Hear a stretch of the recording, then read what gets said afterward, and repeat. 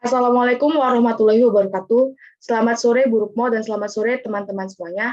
Di sini kami dari kelompok 3 akan mempresentasikan materi mengenai pemanfaatan agrokimia generasi baru untuk perlindungan tanaman. Adapun anggota dari kelompok kami yang pertama saya sendiri Sabrina Aulisyara NIM 022, lalu ada Aris Tialarasati NIM 030, Rense Maria NIM 033, Hani Hasnani NIM 040, dan Fatahila Ahmad NIM 057. Yang pertama ada pengertian agrokimia. Agrokimia atau dalam bahasa Inggris disebut agrochemical adalah nama umum yang diberikan untuk bahan kimia yang digunakan di pertanian, yang memiliki fungsi untuk membantu pertumbuhan dan keamanan tanaman dan hasil panen.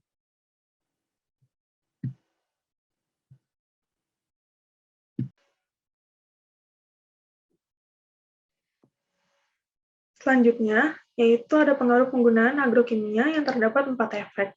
Yang pertama, yaitu ada efek pada tanah, yang meliputi yang pertama membunuh bakteri bermanfaat, yang kedua meningkatkan kadar nitrat dalam tanah, yang ketiga mengubah pH tanah, membunuh organisme tanah, toksisitas, dan penurunan kualitas tanah. Yang kedua, yaitu ada efek pada udara, yang meliputi yang pertama residu dan partikel bahan kimia ini bisa menyebabkan polusi udara. Yang kedua, pestisida bisa melayang terjadi saat udara membawa partikel agrokimia dari satu tempat ke tempat lain.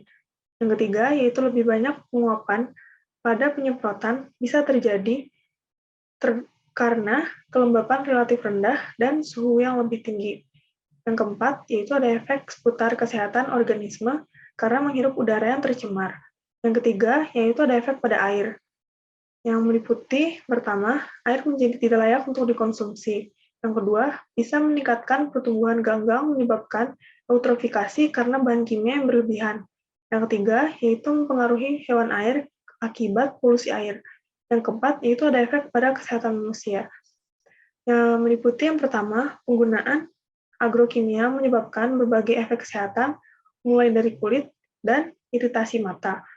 Yang kedua, yaitu efek pada manusia, juga menyebabkan sistem syaraf, menyebabkan kanker, dan juga masalah reproduksi. Yang ketiga, yaitu dapat menyebabkan kerusakan syaraf, ketidaksuburan, kelainan hormon, dan neurotoksisitas.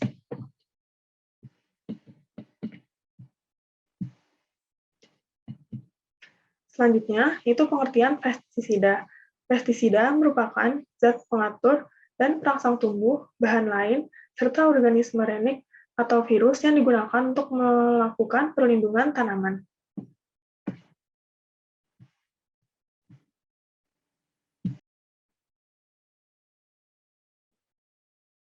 Baik, selanjutnya adalah mengenai manfaat daripada penggunaan pestisida bagi tanaman. Pestisida sendiri merupakan bahan ataupun agrokimia yang dapat digunakan untuk melindungi tanaman dari serangan berbagai organisme pengganggu tanaman, baik itu yang dapat merusak atau mengganggu pertumbuhan dan perkembangan tanaman atau dapat mengganggu tanaman sehingga tidak bisa menghasilkan buah ataupun hasil yang untuk dipanen. Pestisida dapat melindungi tanaman dari serangan organisme pengganggu tanaman atau OPT karena dapat menekan atau mencegah timbulnya hama, penyakit, dan gulma sehingga dapat meningkatkan produktivitas dan hasil panen dari tanaman tersebut.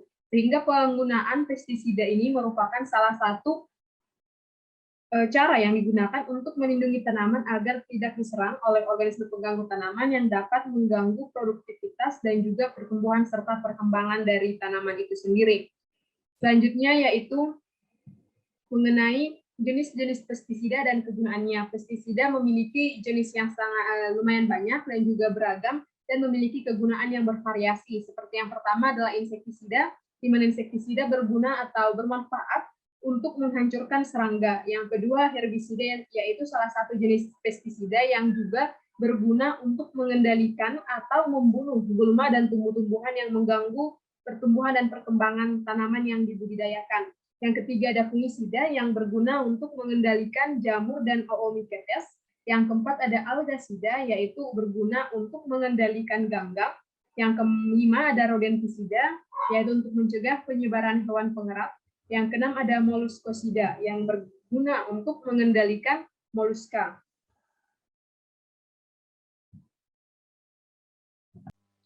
Selanjutnya, ini masih lanjutan dari jenis pestisida dan kegunaannya.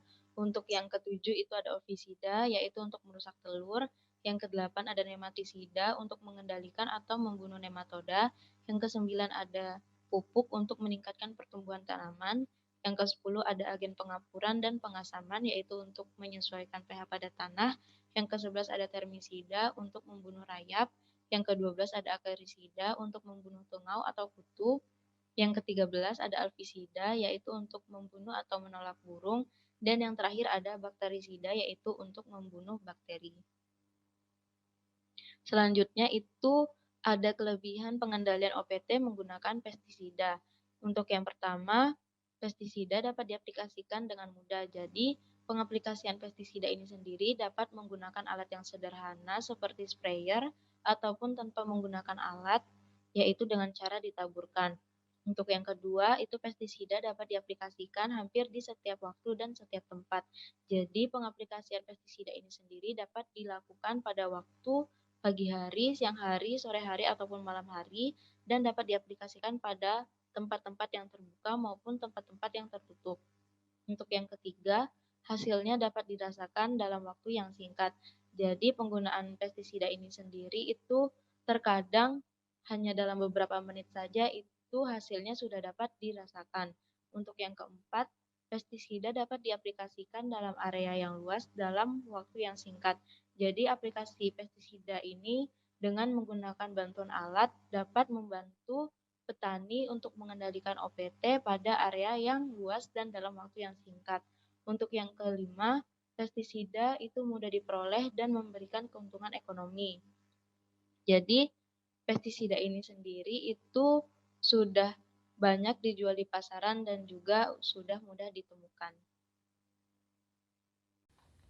Yang berikutnya ialah cara penggunaan pestisida secara tepat. Yang pertama ialah tepat sasaran. Tepat sasaran ialah penggunaan pestisida yang harus berdasarkan jenis OPT yang menyerang. Sebelum menggunakan pestisida, langkah awal yang harus dilakukan ialah pengamatan untuk mengetahui jenis OPT yang menyerang, kemudian memilih jenis pestisida yang sesuai dengan OPT tersebut. Yang kedua ialah tepat mutu. Pestisida yang digunakan harus bermutu yang baik, terdaftar dan diizinkan oleh Komisi Pestisida. Jangan sampai menggunakan pestisida yang tidak terdaftar atau sudah kadaluarsa, rusak, atau diduga palsu karena efikasinya diragukan dan bahkan dapat mengganggu pertumbuhan dari tanaman. Yang selanjutnya ialah tepat jenis pestisida. Suatu jenis pestisida belum tentu dianjurkan untuk mengendalikan semua jenis OPT pada semua jenis tanaman. Oleh karena itu, agar dipilih jenis pestisida yang dianjurkan untuk mengendalikan suatu jenis mutu OPT pada suatu jenis tanaman. Informasi tersebut dapat dilihat pada label atau kemasan dari pestisida. Kemudian, yang selanjutnya ialah tepat waktu. Waktu penggunaan pestisida yang harus tepat, yaitu pada saat OPT mencapai ambang pengendalian dan penyemprotan harus dilakukan pada sore hari atau sekitar pukul 4 sore sampai 5 sore ketika suhu udara masih kurang dari 30 derajat Celcius dan kelembapan udara di antara 50 sampai 80%.